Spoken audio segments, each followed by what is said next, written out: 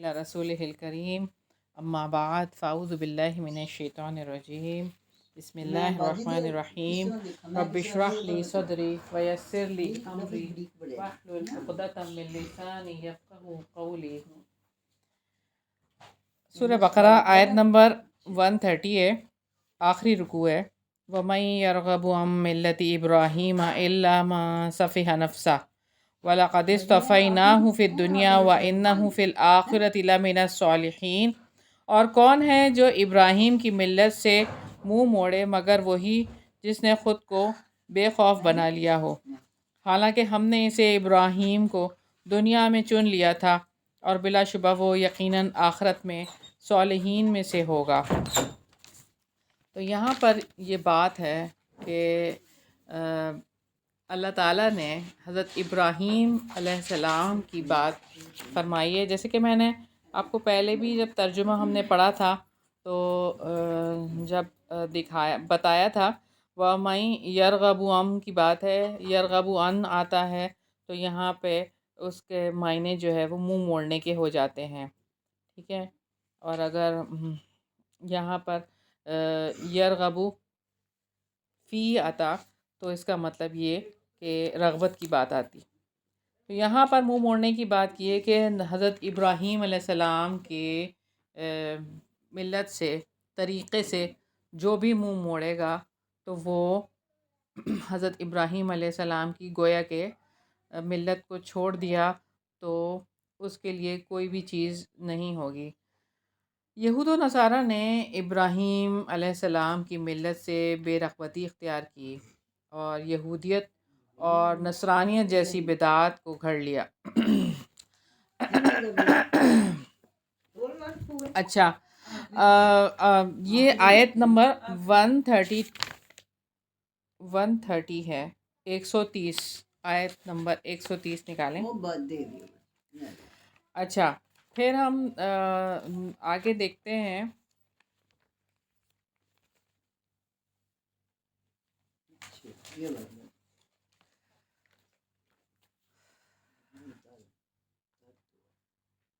अल्लाह ताला की जानिब से नहीं था, बल्कि जो उन्होंने बनाया था क़ानून यहूद नसारा ने, बल्कि वो ख़ुद अपनी तरफ से बना लिया था और हज़रत इब्राहीम अलैहिस्सलाम की मिल्लत को उन्होंने छोड़ दिया था। इस वजह से अल्लाह ताला ने नबी पाक सल्लल्लाहु अलैहि वसल्लम को मिल्लत इब्राहीम पर अपना नबी बनाकर भेजा। अल्लाह ताला ने आप सल्लल्लाहु अलैहि वसल्लम को इब्राहीम अलैहिस्सलाम के तरीक़े पे अपना नबी बनाकर भेजा, और यानी कि ख़ालिस और वाज़े इस्लाम और अल्लाह ताला की फरमाबरदारी का तरीक़ा। अल्लाह रब्बुल इज़्ज़त ने फ़रमाया कुल इन्ननी हदानी रब्बी इला सिरातिम मुस्तक़ीम दीनन क़ियमम मिल्लत इब्राहीम हनीफ़ा वमा कान मिनल मुशरिकीन। आप कह दें मेरे रब ने मुझे सीधी राह दिखाई है कि वो एक मज़बूत दीन है, मिल्लत इब्राहीम है जो एक ही तरफ के थे, मुशरिकों में से नहीं थे। फिर अल्लाह ताला ने एक और जगह फरमाया सुम्मा औहैना इलैका अनित्तबि' मिल्लत इब्राहीम, फिर हमने आपकी तरफ वही की है कि आप इब्राहीम की मिल्लत की पैरवी करें। यानी इब्राहीम अलैहिस्सलाम की फ़जीलत को जान लेने के बाद अब कौन इनकी मिल्लत से रूगर्दानी करेगा?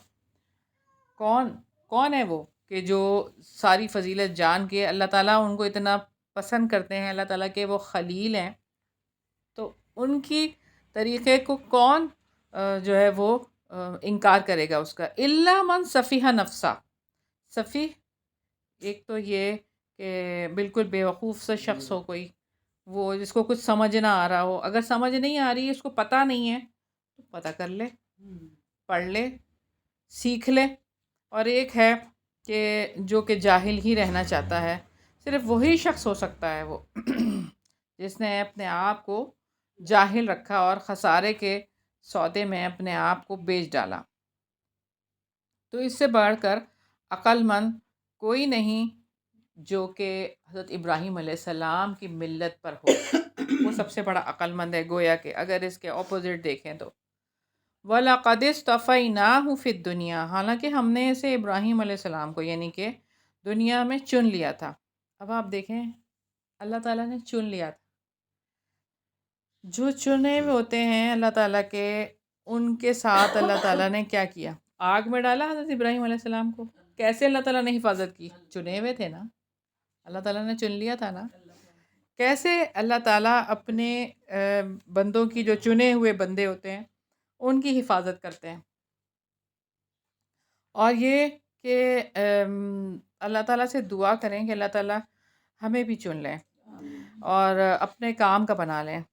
دنیا کے حالات کے بارے میں اللہ تعالیٰ نے خبر دی ہے کہ ہم نے انہیں چن لیا، دنیا میں چن لیا تھا، انہیں ایسے اعمال کی توفیق دی تھی کہ وہ اللہ تعالیٰ کے یہاں بہت برگزیدہ تھے اور نیک شمار ہوئے۔ وَإِنَّهُ فِي الْآخِرَةِ لَمِنَ الصَّالِحِينَ، اور یہ بھی فرمایا اللہ تعالیٰ نے کہ وہ آخرت کی بارے میں کہ یہ بھی اللہ تعالیٰ نے آگاہ کر دیا کہ وہ آخرت میں ان نیک لوگوں میں شامل ہوں گے جو بلند درجات والے ہوں گے۔ تو آخرت میں بھی بہت بلند درجے کے مالک ہوں گے حضرت ابراہیم علیہ السلام۔ اب یہ بات ہے کہ اللہ تعالیٰ کی تمام آزمائشوں پر حضرت ابراہیم علیہ السلام پورے اترے، اور اللہ تعالیٰ نے سب لوگوں کے لیے پیشوا اور امام بنایا حضرت ابراہیم علیہ السلام کو، اور اس وجہ سے اللہ تعالیٰ نے ان کو برگزیدہ کیا۔ جہاں وہ عبادت کے لیے کھڑے ہوتے تھے اسے مستقل جائے نماز بنا دیا، مستقل نماز کی جگہ بنا دیا۔ وہ اللہ تعالیٰ کے گھر کو پاک صاف رکھنے والے تھے، وہ اللہ تعالیٰ سے اپنی ذات، اپنی اولاد اور اپنی قوم کی دنیا اور آخرت کی بھلائیوں کے لیے دعائیں کرنے والے تھے، اور انہوں نے اللہ تعالیٰ کا گھر بنایا۔ وہ یکسو اور حنیف تھے، وہ صالح اور مسلم تھے، اپنی اولاد کو اللہ تعالیٰ کی اطاعت کی نصیحت کرنے والے تھے۔ پھر یہ بات ہے کہ یہود دین کو قومی عزت کا نشان سمجھتے تھے، جبکہ نبی پاک صلی اللہ علیہ وسلم کی دعوت کے مطابق دین یہ تھا کہ انسان اپنی زندگی کو اللہ تعالیٰ کے رنگ میں رنگ لے اور یکسو ہو کر اللہ والا ہو جائے۔ تو اس دعوت دین سے ان کی قومی عزت والے دین پر زد پڑتی تھی، اس لیے وہ آپ صلی اللہ علیہ وسلم کے دشمن ہو گئے تھے، یہودی۔ حالانکہ یہ بات ہے کہ سارے ہی لوگ حضرت ابراہیم علیہ السلام کو اپنا بڑا مانتے تھے، تو جب آپ صلی اللہ علیہ وسلم بھی حضرت ابراہیم کی ملت پر آئے تو انہوں نے صرف اس وجہ سے نہیں مانا کہ بس انا جو ان کی تھی کہ ہم تو ہمارا جو دین ہے وہ ہمارے لیے بہت عزت کا باعث ہے اور ہم اس کو نہیں چھوڑ سکتے۔ تو اللہ تعالیٰ اسلام یعنی مکمل اطاعت اور فرما برداری، احسان یعنی نیکی کا اعلیٰ معیار کس کو بناتے ہیں؟ اخلاص کو، رضا الہی کو، تو یکسوئی کو اور فرما برداری کو۔ ان کی وجہ سے اللہ تعالیٰ اپنے بندوں کو منتخب کرتے ہیں۔ یہ اصل چیز ہے، اخلاص اللہ کی رضا کے لیے۔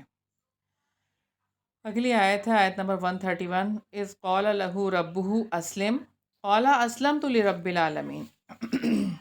جب اس کے رب نے اس سے کہا فرما بردار ہو جا، تو اس نے کہا میں جہانوں کے رب کا فرما بردار ہو گیا۔ اذ قال لہ ربہ اسلم، تو اللہ تعالیٰ نے سیدنا ابراہیم علیہ السلام کو اخلاص اور فرما برداری کا حکم دیا۔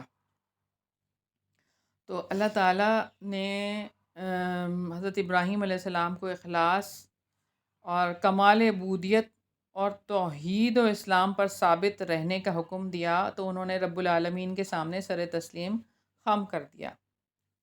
اپنی سوچ، اپنے خیال، اپنے جذبات، اپنے احساسات اور اپنے عمل کو مکمل طور پر اللہ تعالیٰ کے حوالے کر دیا، اللہ تعالیٰ کے سپرد کر دیا۔ اسلم قال اسلمت لرب العالمین۔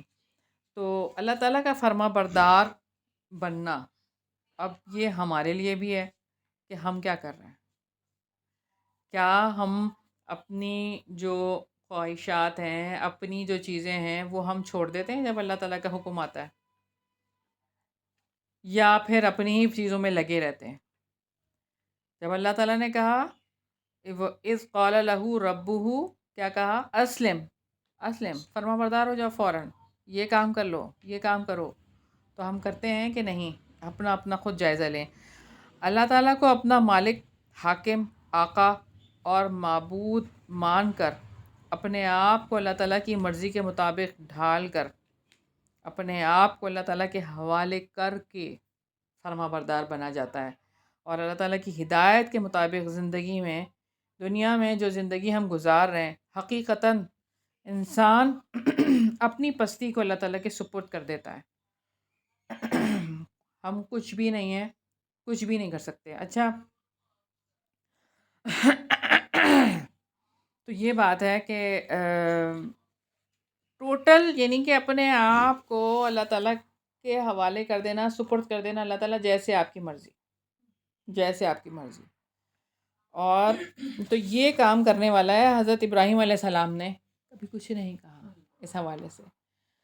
آپ سوچ کے دیکھیں نا، جب آگ میں ڈالا گیا، ماں باپ چھوٹے تھے، گھر گرستی چھوٹی تھی نا، سارا کچھ. اسلمت لرب العالمین، میں اللہ تعالیٰ کے لیے، اللہ تعالیٰ آپ کے سپرد. بڑھاپے کی اولاد وہاں پہ چھوڑ کر آ جاؤ.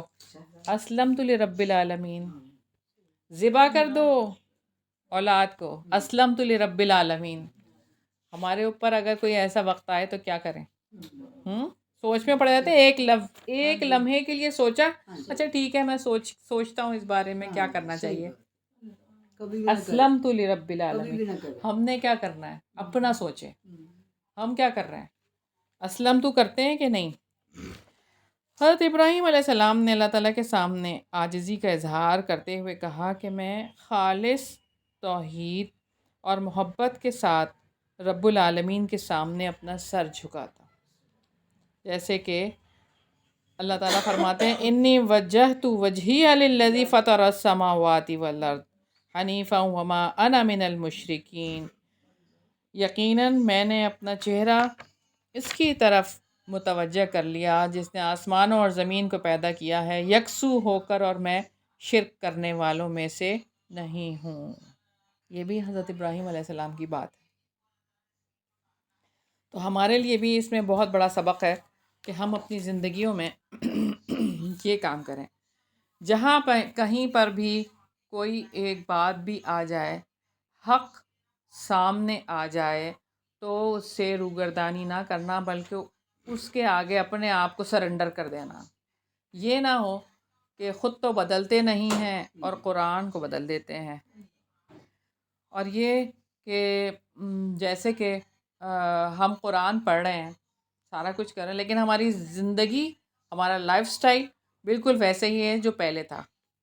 بس ہم نے ایک ایڈ کر لی ہے چیز اپنی زندگی میں، جیسے قرآن کو ہم نے وقت دینا شروع کر دیا، لیکن تبدیلی نہیں آ رہی زندگی میں. تو ایسا پڑھنا کوئی پڑھنا نہیں جب تک کہ آپ کی زندگی نہ بدلے. قرآن پڑھنے سے، قرآن پڑھنے کا مقصد صرف یہ نہیں ہے کہ آپ کو لفظ کی پہچان ہو جائے، آپ کو اس کے معنی آپ نے رٹ لیے ہوں، یا آپ نے بس اس کو سمجھ لیا اور اس کو بند کر کے، کیونکہ میں نے پڑھ لی ہے، کلاس ہو گئی ہے، بس اب میں نے رکھ دیا ہے، بس اب دنیا میں جو مجھے کرنا ہے میں نے وہی کرتے رہنا ہے. اللہ تعالیٰ کو یہ چیز نہیں چاہیے. پھر تو یہ آپ نے ایک ایڈیشنل چیز اپنے ساتھ رکھ لی ہے اور بس آپ اسی کے ساتھ چل رہے ہیں، لیکن آپ کا لائف سٹائل وہی ہے. اللہ تعالیٰ کو یہ نہیں چاہیے. جو اصل بات ہے نا، وہ اس کی روح ہے، جو آپ کے اندر جائے اور آپ کی زندگیاں بدل جائیں اور آپ اللہ تعالیٰ کے لیے خالص ہو جائیں، جیسے حضرت ابراہیم علیہ السلام تھے، مخلص. ایسے اسلمت لرب العالمین کہیں ہم ہر بات میں، ہر معاملے میں یہ ہونا چاہیے. اور اللہ تعالیٰ سے توفیق مانگیں، اللہ تعالیٰ دیں گے. اللہ تعالیٰ ہی دیتے ہیں اور کوئی بھی نہیں دے گا. ہمارے چاہنے سے کچھ نہیں ہوتا، اللہ کے چاہنے سے ہوتا ہے. آیت نمبر 132 ہے وَوَصَّى بِهَا إِبْرَاهِيمُ بَنِيهِ وَيَعْقُوبُ یا بنی ان اللہ اصطفیٰ لکم الدین فلا تموتن الا وانتم مسلمون. اور اس کی وصیت ابراہیم نے اپنے بیٹوں کو کی اور یعقوب نے بھی، اے میرے بیٹو، یقیناً اللہ تعالیٰ نے تمہارے لیے دین کو منتخب کیا ہے، تو ہرگز نہ تم مرنا مگر اس حال میں کہ تم فرما بردار ہو۔ بات یہ ہے، یہاں پر وصیت کی بات ہے کہ ابراہیم علیہ السلام نے اپنی اولاد کو توحید کی وصیت کی، اور ایک ایسا کلمہ بنایا جو باقی رہا، حتیٰ کہ یعقوب علیہ السلام نے بھی اپنے بیٹوں کو کلمہ توحید کی وصیت کی۔ یعقوب کون ہے؟ حضرت اسحاق کے بیٹے۔ حضرت ابراہیم علیہ السلام نے اپنے بیٹوں کو وصیت کی، اور یعقوب نے بھی، یعنی ان کے پوتے نے بھی حضرت ابراہیم علیہ السلام کی، یہ نسل سے نسل تک یہ بات پکی رہی، اس پہ سب جمے رہے، ڈٹے رہے۔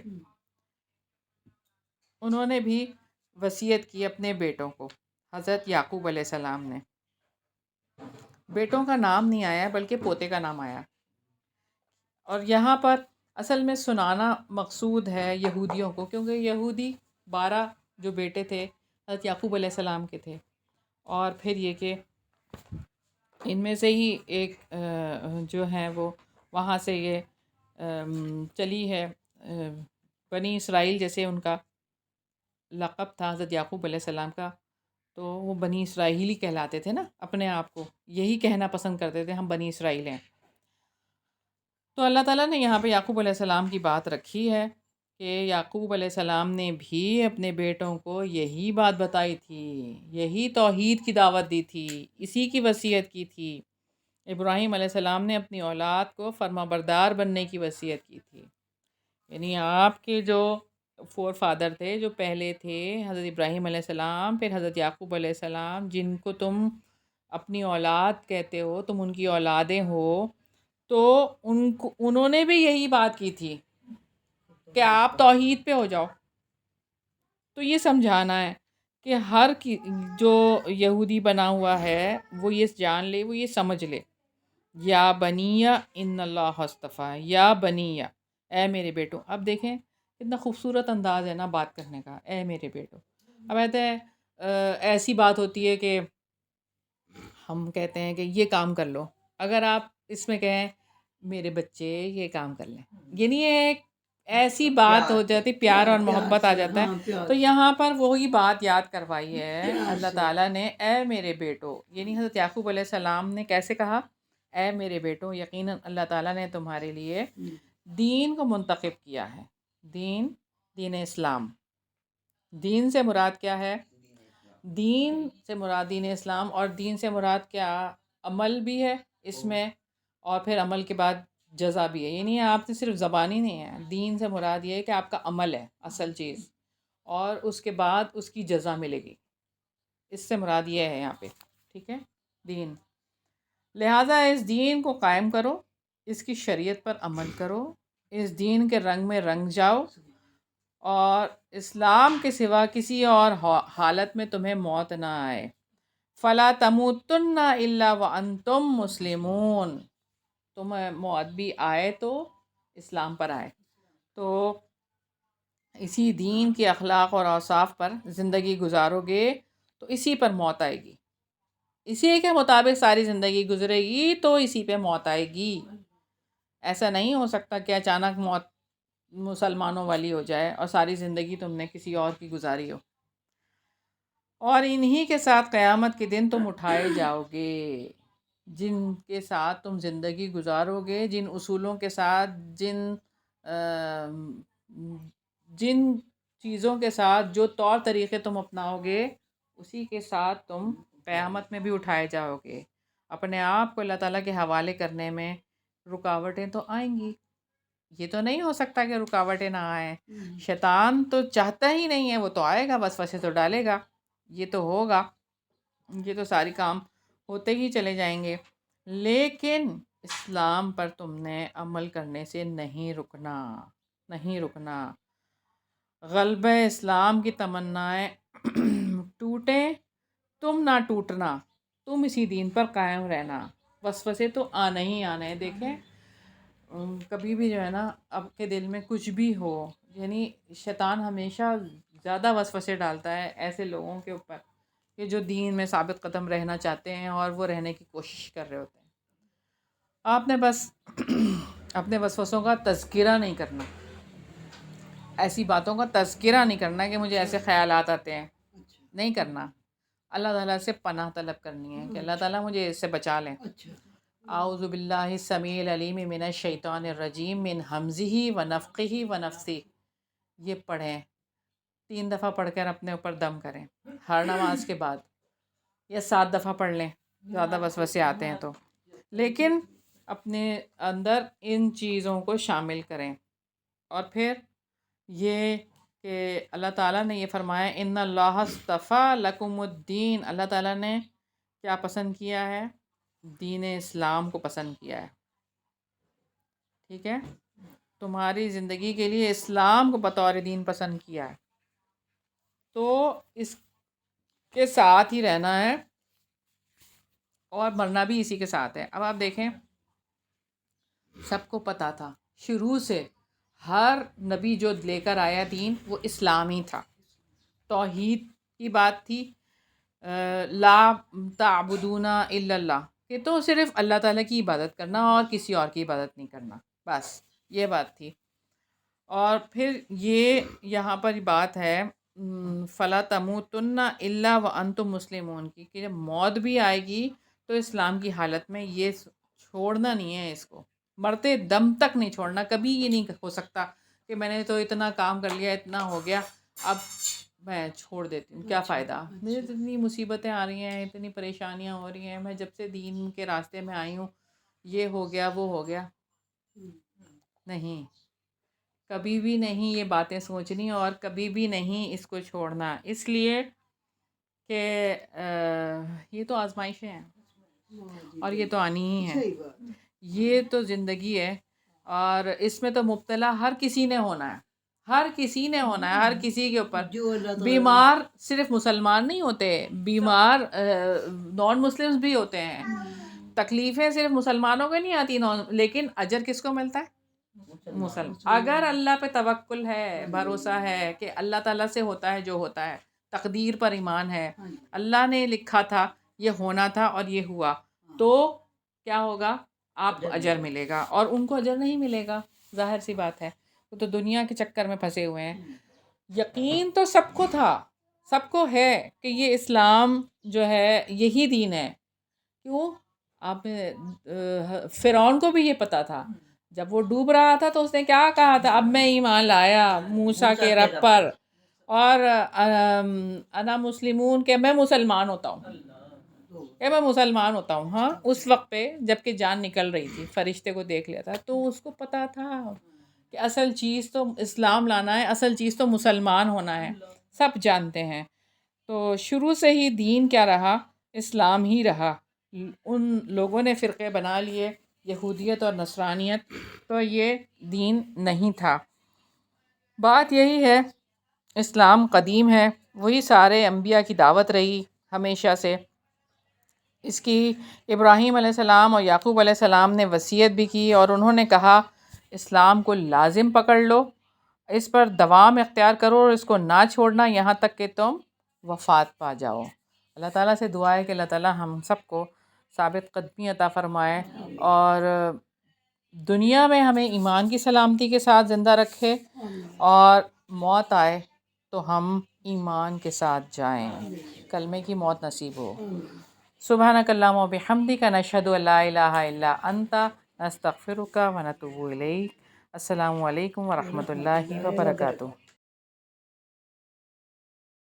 ومن يرغب عن ملة إبراهيم إلا من سفه نفسه ولقد اصطفيناه في الدنيا وإنه في الآخرة لمن الصالحين